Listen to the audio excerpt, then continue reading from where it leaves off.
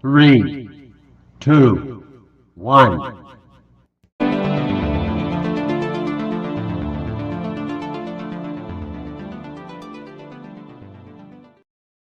Hello and welcome to week 6 of the NFL season. Things kick off just about 45 minutes from now in London.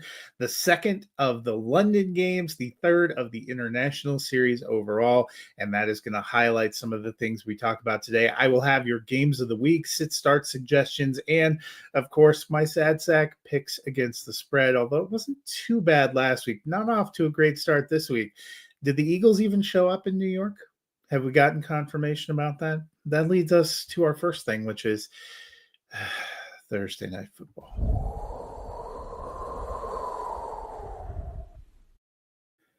Look, I was as surprised as anyone, maybe even more pleasantly surprised than most, that the Denver Broncos beat the Philadelphia Eagles, ending their unbeaten season last Sunday. But surely the Eagles were going to get back on track on the road against a 1-4 Giants team. And this should have been Saquon Barkley's time to shine. We saw him really stick it to his old team a couple of times last year. He got off to a decent start, but then they had to go away from the running game because apparently their defense got left behind. Now, I know some people were out like Jalen Carter, but a 34-17 win by the Giants. 3 touchdowns for Cam Scatterbo, a rushing touchdown and a passing touchdown for Jackson Dart.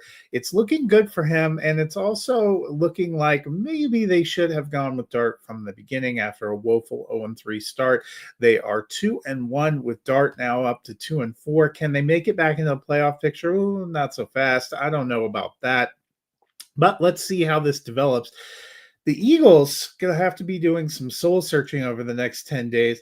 They haven't looked good on offense consistently. They haven't looked good on defense at times. And it's starting to come back to bite them. 4-2, they're definitely still in a good position to potentially make the playoffs, but they don't look dominant like they did last year. And now we are getting late. You know, maybe you excuse adjusting to a new offensive coordinator and making some adjustments early on. They need to get a little bit healthier. Maybe missing Landon Dickerson on the offensive line is having an impact, but they aren't running the ball like they were last year, and they just seem unsettled in the passing game. Still persistent rumors that they may, in fact, trade A.J. Brown. That would be a big deal.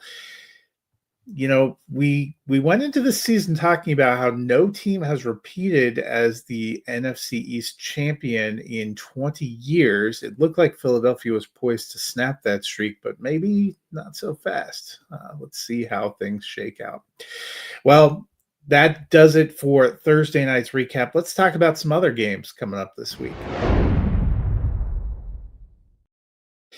As I mentioned, we have the third international series game, second in London, and that is the Denver Broncos, 3-2, fresh off that Eagles victory, facing the 0-5 New York Jets. Jets, the only winless team in the NFL. Is today the day they get their win?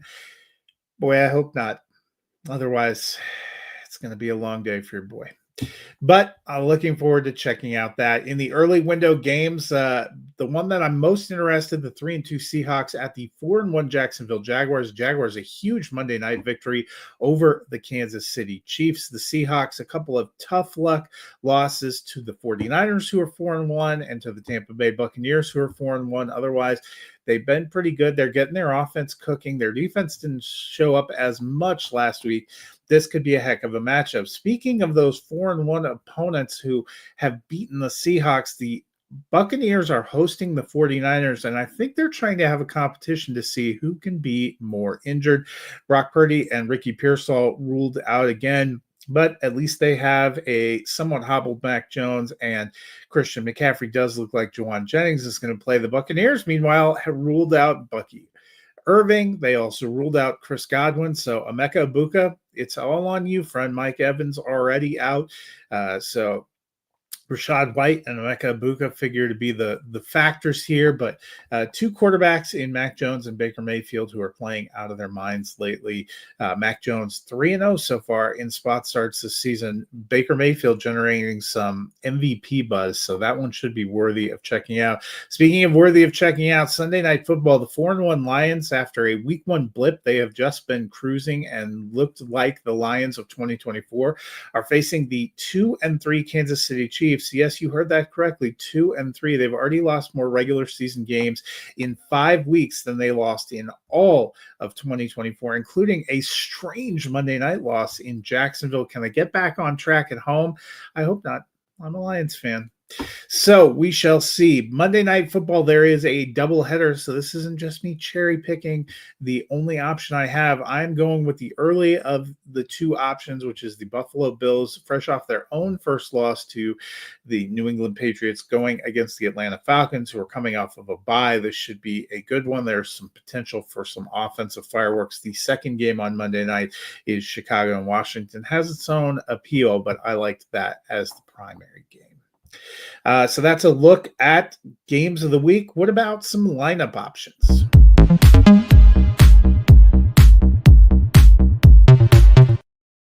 I rebounded really well in week 5 sit start. My start suggestions were Dak Prescott at quarterback, Cam Scatterbo at running back, Quentin Johnson at receiver, and Darren Waller at tight end. I went 3-1 there. Quentin Johnson, not a big day, but hey, you can't win them all, I guess. My sit suggestions, Geno Smith at quarterback, Jordan Mason at running back, A.J. Brown at receiver, and T.J. Hawkinson. Jordan Mason got just enough volume at a tight end to sneak in, otherwise 3-1, so 6-2 overall. What does that portend for this week? Hopefully some good things. So as you know, I picked one sit and one start at each of the 4 key fantasy positions. So let's start at quarterback. My start this week, Bo Nix. I'm going back to the well with Nix because you know what? It worked for me the first time. Nix is also playing the Jets, the only team in the NFL that hasn't gotten a turnover on defense in 2025. Could their fortunes change in week 6 in London? I guess they could, but I'm not betting on it. In fact, with all of my heart, I'm betting against it. The Broncos are hot right now. I think that continues with Nix in London. My sit is Joe Flacco, now of the Cincinnati Bengals. You know, this comes up for a couple reasons. First, the Bengals acquired Flacco this week because he was seemingly their last hope to salvage their season. The second reason this comes up is because when Flacco, playing for the Browns, played the Green Bay Packers, who is the opponent for the Cincinnati Bengals this week, he actually beat them, handed the Packers their only loss of the season. It's a nice story that he's going to come out and roll. And, you know, he has Jamar Chase and T. Higgins, definitely some weapons, but I'm not buying it. I think it's going to be a long day for Flacco. So that does it for the quarterbacks. What about our running backs? Well, my start this week, Rico Dowdle of the Carolina Panthers. Look, with Chuba Hubbard out in week 5, Dowdle posted 32 points. He finished as RB1 for the week. You know what? Hubbard is out again in week 6, and Dowdle gets to face the fantasy-friendly Dallas Cowboys defense, who just so happened to be his former team. I'm expecting another big week. My sit, meanwhile, and it's hard to say, but it's Derrick Henry of the Baltimore Ravens. Look, since week 1 outburst, Henry is RB40 in fantasy for weeks 2 through 5. That's not great. He's not finding running room, and the Ravens are nearly always trailing, so he's not getting the volume. As hard as it is to believe, he is a sit.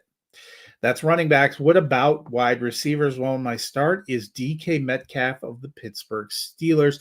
The Steelers are quietly in first place in the AFC North. This week they face the Browns, and they're coming off a bye. Metcalf was a key pickup this offseason. He's wide receiver 17 through the first 4 weeks. He's the best receiver on the team, and he's been connecting with Aaron Rodgers. I think he's a solid start. My sit, meanwhile, is Jacoby Myers of the Las Vegas Raiders. Look, Myers was a pleasant surprise last year, despite the Raiders being a disaster. In 2025, that just hasn't been the case. Geno Smith is struggling mightily, leading the league in interceptions, and that doesn't help. But Myers just isn't getting the volume. He's only wide receiver 34 through the first 5 weeks, and it's been even worse than that the last 3 weeks. Maybe he's a flex option, but he's not a top 24 option at wide receiver. Finally, let's wrap up with the tight ends, and I'm going back to Dallas and Carolina. It may not be the greatest of games, but it could have some fantasy goodness, and my start is Jake Ferguson of the Dallas Cowboys. Look, he is cooking despite missing CeeDee Lamb. Lamb's been out the past 2 games. He's going to miss week 6 as well. It's a good thing they have Ferguson picking up the slack. He is tight end 1 through 5 weeks, and you know what? It isn't close. He has 20 points on tight end 2, which is Dalton Kincaid. He should be in your lineup. Meanwhile, my sit is Zach Ertz of the Washington Commanders. He was a vital part of the Commanders' offense in 2024 and was a real boon to fantasy, but this year he just hasn't been as vital a piece of the attack. In fact, he was held without a catch in week 5 for the first time in more than a decade. That's kind of a shocking stat, but it means he is not a great start this week. So those are your lineup suggestions. Let's end with picks against the spread. And, it's been an up and down season. Week 5 was a little better. I finished 9-5 against the spread, only 5-9 picking straight up winners. So I'm glad that I thought some of those spreads were too big. I'm already off to an 0-1 start here. So 39-40 overall. I took the Philadelphia Eagles minus 6.5. That just didn't pan out. But what are we going for the rest of this week? I took the Denver Broncos minus 6.5 over the Jets in London. The Jets have been woeful. The Denver Broncos are playing better. Please don't break my heart. I took the Indianapolis Colts minus 6.5 at home against the Cardinals. Jacoby Brissett going to be the starter for the Cardinals. They have looked out of sorts, falling to 2-3. I like the Colts. I took the Miami Dolphins plus 4.5 at home over the Los Angeles Chargers. And you know what? They are my upset special. I took the Dolphins to win straight up. There's a lot of pressure right now, a lot of reports out there that Mike McDaniel only has a couple of games to turn things around to save his job. I think Miami can get a beat up and reeling Chargers team. I took the Cleveland Browns plus 4.5 in Pittsburgh.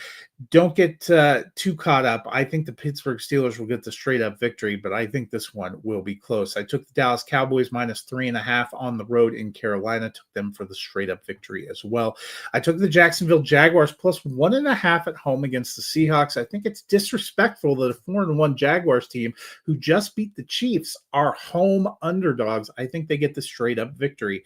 I took the Los Angeles Rams minus 7.5 on the road in Baltimore. The Ravens just really struggling. I took, and we are going to see Cooper Rush again, still no Lamar Jackson. I took the New England Patriots minus 3.5 on the road at the New Orleans Saints. Patriots showed me something last week. The Saints are better than their record has shown, but I think the Patriots are the better team.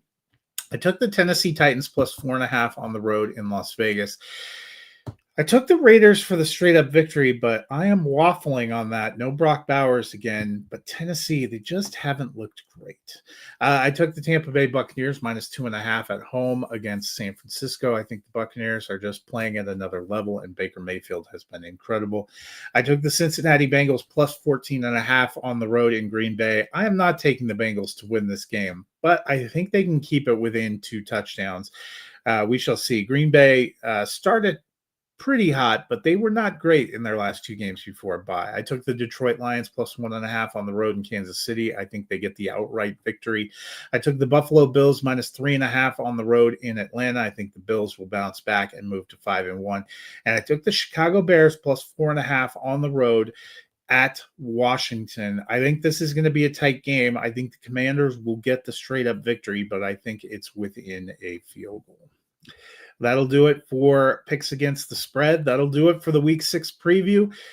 Denver and the New York Jets kicking off in 33 minutes. Hope you enjoy that game. Hope you enjoy the rest of Week 6, and I will see you later.